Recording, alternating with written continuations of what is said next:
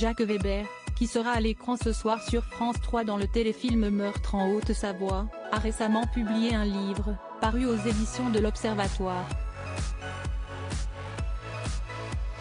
Un ouvrage intitulé On ne dit jamais assez aux gens qu'on les aime, dans lequel celui qui s'est depuis marié à une certaine Christine était revenu sur son premier amour avec Annette, une femme mariée avec des enfants vivant à Marseille, alors que lui résidait à Paris. Il a été prêt à tout pour elle, notamment à parcourir des centaines de kilomètres à vélo pour la rejoindre. Un jour, il a préparé son cyclomoteur, un vélo Solex, et a pris la route pour une chevauchée historique qu'il n'est pas prêt d'oublier. John Wayne, célèbre acteur de western américain, note de la rédaction, je le jure, n'a jamais eu autant mal aux fesses. 15 jours durant, je sillonne les routes de France à l'allure d'un char à bœuf et en pédalant dans les côtes.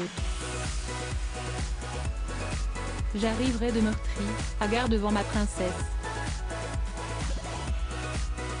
Ils passèrent ensuite la nuit ensemble mais le lendemain il fut obligé de rejoindre la capitale pour un tournage. La plus belle histoire de ma vie une fois encore, Don Quichotte avait rêvé, ajoute-t-il, ce qui laisse à penser que leur histoire s'était arrêtée là. Ce n'est que des années plus tard, il y a environ 2 ans seulement, qu'il a de nouveau eu des nouvelles de son ancienne amoureuse. Épilogue, j'ai 71 ans, je joue à Marseille, on me remet une lettre à l'issue du spectacle. Aucun nom, aucune adresse d'expéditeur, explique-t-il.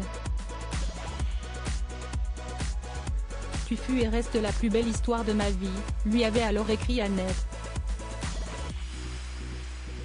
J'aurais tellement voulu prendre un café, un pastis, lui dire que j'avais remplacé mon Solex par un vélo électrique.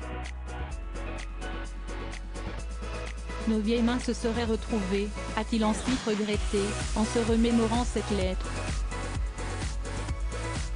A noter que dans ce livre, le père de Tommy, Stanley Kim se rappelle également de ce soir d'été où, profitant de l'absence de son mari, il a ramassé et jeté des cailloux sur les volets de sa bien-aimée, avant qu'elle ne le rejoigne. Un baiser se pose sur mes lèvres et s'envole, se souvient-il. Un mauvais film, mais une jolie histoire.